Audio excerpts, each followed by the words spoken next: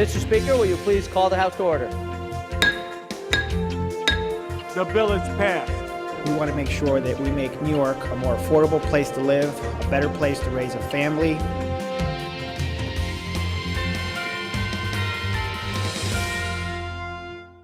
Welcome to Assembly Update. I'm Assemblymember Angelo Santabarbara, representing the 111th Assembly District, which includes Montgomery County, parts of Schenectady County, and parts of Albany County. And in Albany County, the town of Knox is what we're going to be talking about on the show today. Actually, Dan Driscoll is my guest. Dan, welcome to the show. Thank you. And Dan is the author of an interesting book. It's called The History of a One-Room Schoolhouse in Knox, New York. We're going to talk about this book and some of the history that's associated with it in the town of Knox. So welcome to the show. We're happy to have you here. Thank you.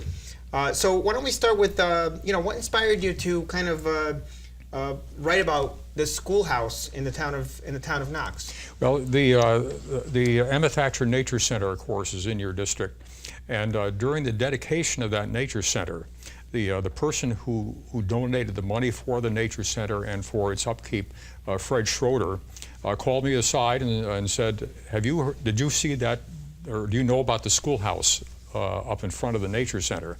And I said, no. And we talked for a while, and we decided that this would be a great community project to restore this schoolhouse. And I had a chance to look through the book. I have not read the whole thing yet, but this schoolhouse actually is now in the National Register of Historic Places as well. And I know you have some pictures of the schoolhouse, what it looked like before and after, and the whole process through it. So in restoring the schoolhouse, and these schoolhouses have a lot of history to them. Tell us what that process was like, and what was it like to, what does the schoolhouse represent at this point? Well, the schoolhouse belongs to Parks. New York State Department of Parks, Recreation, and Historic Preservation. And so the first thing we had to do was talk with Parks to get their permission to do it. And they guided us along the way. They have an Office of Historic Preservation that guided us. But once we got the permission from Parks, the local Kiwanis Club, the Helderberg Kiwanis Club, got members from the community to help us, and we just started working on the school. One of the first things we had to do was replace the foundation of the school, and luckily we had members in the club. One knew how to build a stone foundation, another one owned a sawmill. Rudy Stemple owned a sawmill and was able to provide the wood that we needed, and that's the way it worked. And restoring the pieces, the individual pieces, and you have things were built differently in the past as they are now. So how close was it to the original? Does it look pretty? It's pretty close to what it was before. Did you use like pieces, similar wood, and the foundation? Obviously, it wasn't concrete. It was built differently as well. That's correct. It was built out of stone. Like I said, we had guidance from Parks Historic Preservation, but for example, for some of the interior wood, the beadboard that we needed, I went and got that from Historic Albany Warehouse here in town. So yes, we did do as good a restoration as we could. The inside of the building really looks close to some original pictures we have of the school. So if someone were to go see it, it's a great experience to kind of step back in time. Yeah. Yes. And I know I asked you this before we started the show. So if someone wanted to go see the schoolhouse, they're certainly welcome to go, even at this point right now, just to kind of tour it a little bit and go through and sit in some of those seats that are there. Yes. You just contact the Emma Thatcher Nature Center, and they'll either guide you through it or give you a key for the building. Local grade schools occasionally go to the school with their teacher and learn about the history of the school. And as a matter of fact, you also talked about some reenactments that take place there. And there have been reenactments there, yes. That's wonderful to hear. And I was looking through your book, and it says it has school board minutes. Yes. So that's interesting. These are actual minutes from the classes that took place there? Well, these are minutes from the school district. There were. Let me read a little bit from Jack McEnany's statement. Sure, It'll set the history for that. Yes. Jack McEnany, of course, wrote the foreword for this book. And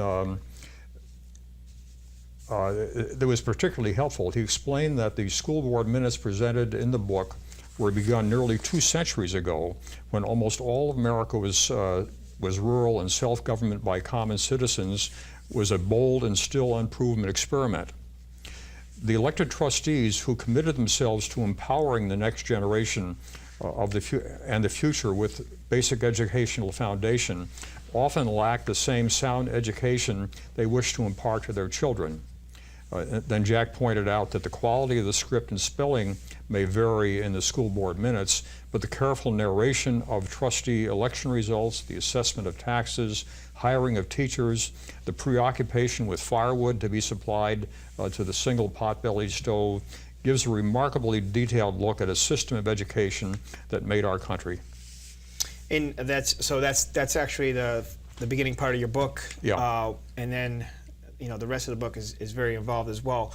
What went into, from that point, what went into finishing the book? What pieces did you decide was going to go into this? Well, once we started, there was a little bit of publicity that we were doing it, and the New Scotland Historical Association happened to have the minutes of school board meetings from 1824 to 1905. And so as one step in trying to understand the details of what this school was like, I transcribed those minutes. And that was really my impetus for writing this book.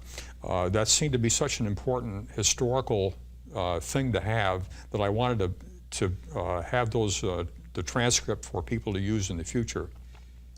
And it taught us a lot about the school, as Jack's note said. Yeah. The other thing we did was, it turned out there were maybe a half a dozen people who had gone to school there. And so we interviewed each of those students and learned a lot about the school from them as well. And one of the interesting things is not only surrounding the school, your book also gives a little insight on what 19th century life was like back then. Yeah. And that's just, that's the history part of it. And yeah. My question is, and I love history. Why was this important to you? Why was it important to get this book out, to restore the schoolhouse? What do you think it means for the community? Well, as you pointed out before, this is the only building in Knox now on the National Register of Historic Places. And as a member of the local Knox Historical Society, it was something that was important to preserve for the community.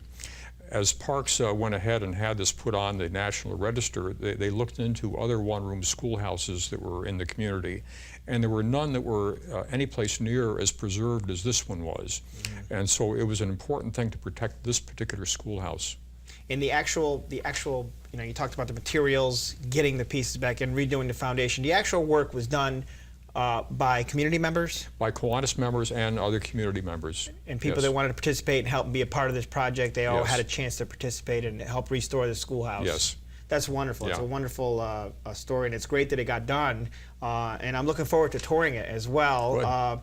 The book, History of a One-Room Schoolhouse in Knox, New York, I read a little bit of it. If other people want to have a chance to read it, where can they find it? You can buy it online. Okay. Or you can buy it, if you go to the Emma Thatcher Nature Center, you can buy it at the bookstore at the Nature Center. That's great. That's great. And this was known as Knox Schoolhouse Number 5, mm-hmm. and it's also the location is on Ketchum Road. Ketchum Road. And obviously, if someone wanted to go and spend some time there, not really difficult to, like you said earlier, they could make contact and go at pretty much at any time. Yeah, if they just contact the Nature Center, they can get the key for the building or be given a tour of the building. The school is right in front of where the Nature Center is located, just off Ketchum Road. So it's not, and if you're going to visit the Nature Center, this might be another stop along the way, mm-hmm. and learn a little bit about history. How difficult was it to kind of put all these pieces together, restructure, get records, get the minutes? How difficult was it to collect all the information for the book? It just seemed to fall in place. We discovered who the students were. We went and videotaped the interviews. Selkirk Cogen provided a grant to help us buy the materials for restoring the school. Once we got started, Parks was very enthusiastic about it. Yep. And the whole community was enthusiastic about doing this.